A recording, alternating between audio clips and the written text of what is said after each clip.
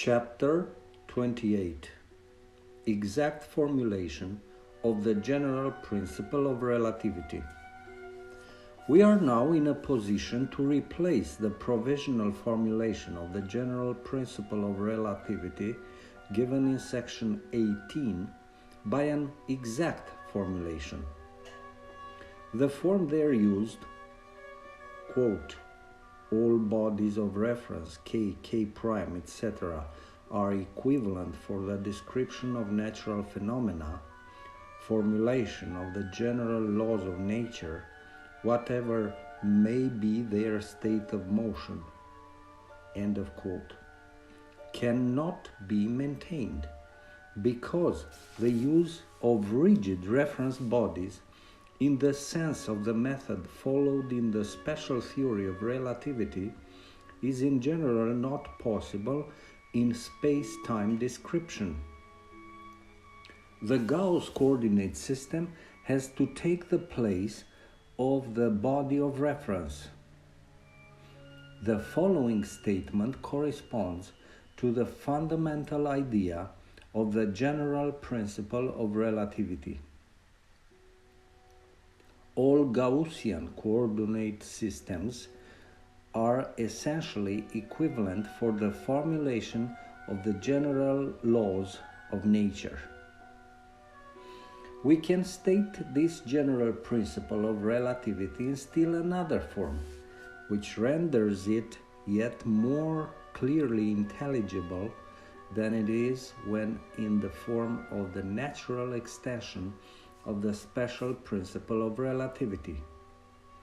According to the special theory of relativity, the equations which express the general laws of nature pass over into equations of the same form when, by making use of the Lorentz transformation, we replace the space-time variables x, y, z, t of a Galilean reference body K by the space-time variables x prime, y prime, z prime, t prime of a new reference body K prime.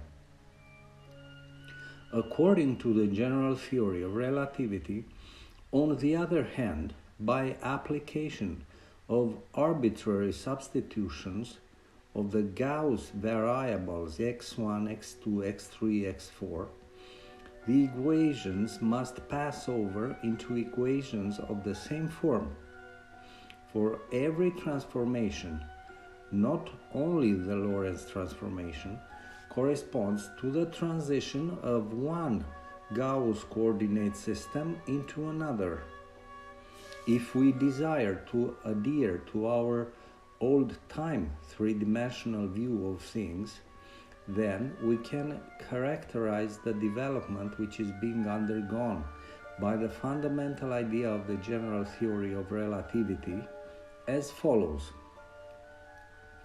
The special theory of relativity has reference to Galilean domains, i.e., to those in which no gravitational field exists. In this connection, a Galilean reference body serves as body of reference, i.e., a rigid body, the state of motion of which is so chosen that the Galilean law of the uniform rectilinear motion of isolated material points holds relatively to it.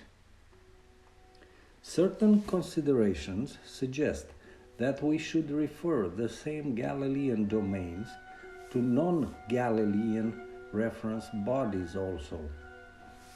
A gravitational field of a special kind is then present with respect to these bodies, as per sections 20 and 23.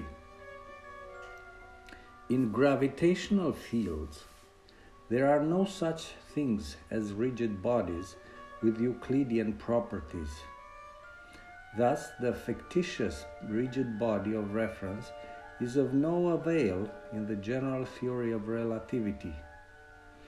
The motion of clocks is also influenced by gravitational fields, and in such a way that a physical definition of time, which is made directly with the aid of clocks, has by no means the same degree of plausibility as in the special theory of relativity.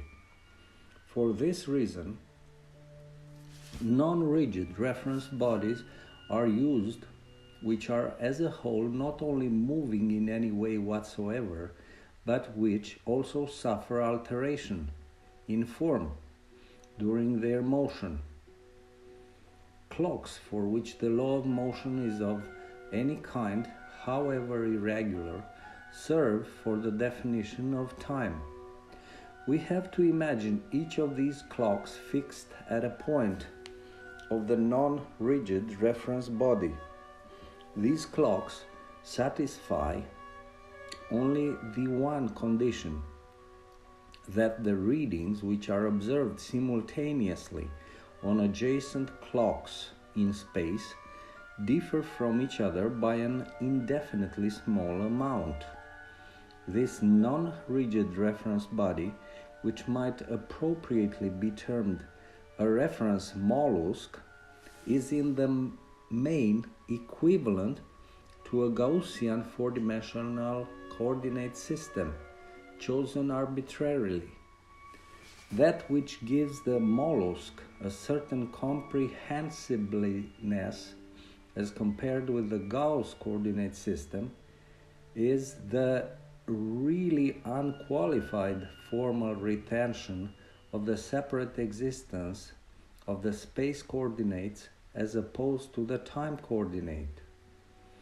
Every point on the mollusk is treated as a space point, and every material point which is at rest relatively to it as at rest, so long as the mollusk is considered as reference body.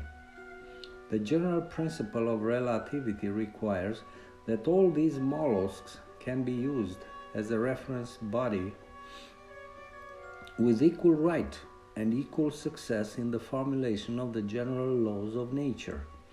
The laws themselves must be quite independent of the choice of mollusk. The great power possessed by the general principle of relativity lies in the comprehensive limitation which is imposed on the laws of nature in consequence of what we have seen above.